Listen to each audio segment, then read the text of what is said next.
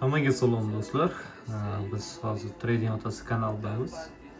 O'zimiz tushuncha berib o'taman. Bozor haqida hozir bizdagi pari USD Gold narximiz 4145 ta. Bugungi holat bo'yicha bozor tepa korreksiya degan bo'ladi. Hozir 4 soatlik time frame'da ko'rishingiz mumkin. Men o'ylashim bo'yicha bozorda holat bugun savdo qilmadim, chunki agar savdo qilsam men Instagramga qo'yardim. O'tgan safargi challenge'imiz $100 minimum boshlang'ich depozit bilan $80 foyda qildik. Bir kun uchun yetarli deb o'ylayman har qanday odamga. Xo'p, mana bu joyimizda resistance zonasi bor. Bu joyda uровень narxlari 4200 dan boshlanib 4220 gacha davom etadi. Ko'rishingiz mumkin. Mana shu joydan может kelib dальше korreksiya olish ehtimoli ko'p. Mana bu joyimiz support podeshkamiz 4059 har xil vaziyatga qarab. Более-менее katta take profit'ni shu yerdan olsa bo'ladi. 4059, 4000 где-то 70 yoki 60 atrofidan. Xo'p, bugun bozorga nima kirmadim? Bugun o'zimda shaxsiy ishlar ko'payib ketdi. Aniqroq bozorda holat ko'rmaganim uchun risk ham kelmadi.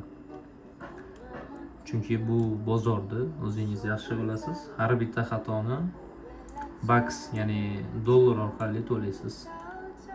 Kimgadir $1 pul, kimgadir $50. Har doim pul. Ya'ni jarimasi pul bo'ladi.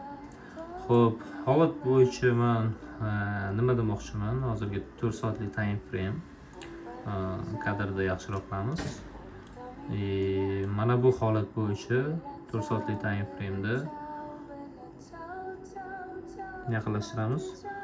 Mana bu holatimiz low, high, lower low bo'lgan, higher high bo'lgan. Tipa mana bu joydan soya olib, ya'ni sham qoldirib pastga ketyapti. Bunaqa holatda men fake out deyman.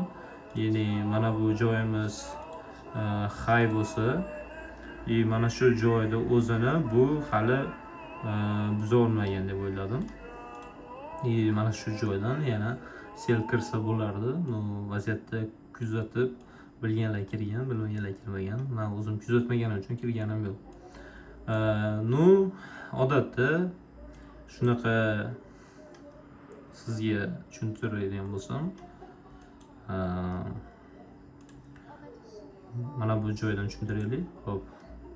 High, low, higher high, lower low. Yana tushib ketdi deyapman. Bu yerda high boshlandi. Lower low yana ham tushyapti. Bozor e'tibor bersangiz, mana bu joydan boshlab tushib kelmoqda. Mana bu joydan tipa qarshilik zonasi borligi uchun narx o'sha qarshilik zonasiga yetib yetmasdan o'sha tipa atkat olib bu yoqdan yana ketyapti tepaga. Har doim shuni unutmaymiz. Mana bunaqa high bor-ku, xayrlarda yangilab, ya'ni bu yoqda likvidatsiya yechadi. Mana buni high'ini likvidini yechib, mana bu o'sha yana dalsha sel ketgan. Bozorda bitta narsani unutmanglar. Har doim yangilik paytida va kechasi biz misol uchun asosan amerikanskiy sessiyada kechasi O'zbekiston vaqtida 10 dan kelgan bozorga kirishni tavsiya qilmayman. Har xil положение bo'ladi, kimdir uyqusi kelib qoladi, undan keyin kimdir boshqa. Shuning uchun положениemiz to'g'ri kelmasligini uchun undan keyin bozorga kirishni tavsiya qilmayman. Xo'p, mana bu joyda nima bo'lishi ehtimoli bor. Ertagalikda aytadigan bo'lsam, men bitta buy kutaman 4 soatlikdan. Mavjud bu buyga aylanar. Bu 17 minut qolgan bu vaqtimiz. Bu o'lgimasa kerak, shu bay holatiga.